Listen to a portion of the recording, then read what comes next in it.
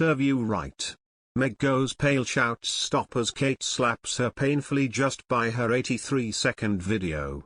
Great thinkers, Chinese philosophers and myriad Instagram quotes have a lot to say about silence, but if anyone really wants to learn about the awesome power of keeping one's lips zipped, look no further than Kate, Duchess of Cambridge.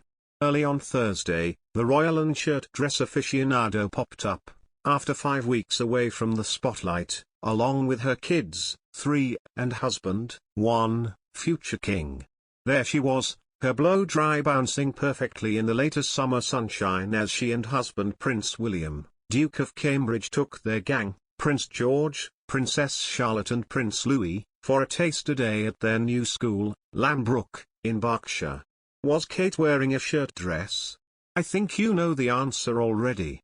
A variety of British news outlets all promptly posted the same brief piece of footage on social media showing La Famille Cambridge walking up the school's driveway, meeting headmaster Jonathan Perry and then proceeding inside. Scintillating stuff, I know. However, in the 1 minute and 23 seconds clip, during which Kate says nothing of any note, the Kate managed to prove Meghan, Duchess of Sussex, patently and unequivocally wrong.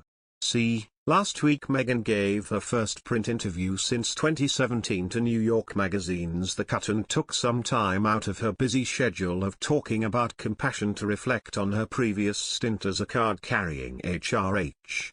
In other news, Meghan Markle's every move was scrutinized during the Queen's funeral, but one royal watcher says she is perfectly entitled to her moment of sadness. Meghan Markle's tears at Queen Elizabeth's funeral were genuine, and accusations that the Duchess of Sussex and former Suits actress was faking are unfair, a royal commentator has insisted. Jonathan Saccardotti was speaking after Meghan was pictured streaming down her cheeks as she watched the Queen's coffin being driven away from Westminster Abbey on Monday. Body language expert Adrienne Carter, of The Face Whisperer, responding by telling the Daily Star it's hard to tell if the tears were genuine sadness, adding, Meghan certainly knows that tears would be spotted and photographed. Tom Bower, author of Revenge, Meghan, Harry and the War Between the Windsors, told GB News, the only person that Meghan I think at the moment is crying for is for herself. Certainly not for the Queen. However, Mr. Saccardotti, a journalist who is a regular on Sky News, the BBC and other outlets, as well as a contributor to The Spectator, was less skeptical. He explained, I always think it's best to try to take things at face value and give people the benefit of the doubt, especially at difficult moments like those involving grief or the loss of a family member. And when that family is Her Majesty the Queen, and with all the tensions within the family, it's fair to assume that if you have to act out your grief in such a public way, whoever you are, you may find it very difficult, you may well be sad.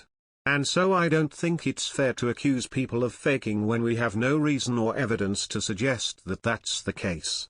And I will say that she also has spoken in the past about how lovely the Queen was in welcoming her to the family.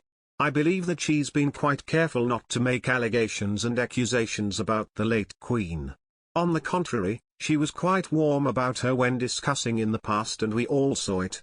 We saw photos from public appearances of them together laughing and being what looked certainly genuinely warm to one another.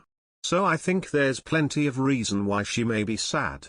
And I might add that if she has any regrets at any moment about the allegations made against the royal family and the difficult situations that she's caused for the family, I would say the Queen's funeral may well be a moment that might make it out as well.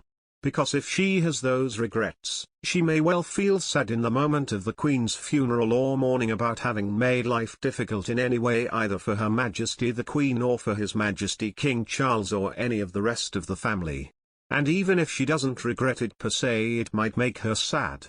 Harry and Meghan have agreed to several high-profile interviews since their departure from royal life, including a bombshell sit-down with US talk show host Oprah Winfrey in 2021. During this, they claimed an unnamed royal speculated about the skin tone of unborn son Archie, and that the institution failed to help a suicidal Meghan. Meanwhile, Buckingham Palace is bracing itself for Harry's forthcoming tell-all book, which he said will be an accurate and wholly truthful account of his life. The memoirs are expected to be published in late 2022 by Penguin Random House, although a release date is yet to be confirmed. Before the Queen's funeral, Harry and Meghan attended her Platinum Jubilee celebrations in June but avoided the limelight for the most of the weekend. It is still unclear whether they will attend the coronation of Charles III, and it remains to be seen whether differences will be put aside in a bid to heal the rift for good, and if this would signal a return to them becoming a more permanent fixture once more in future royal events.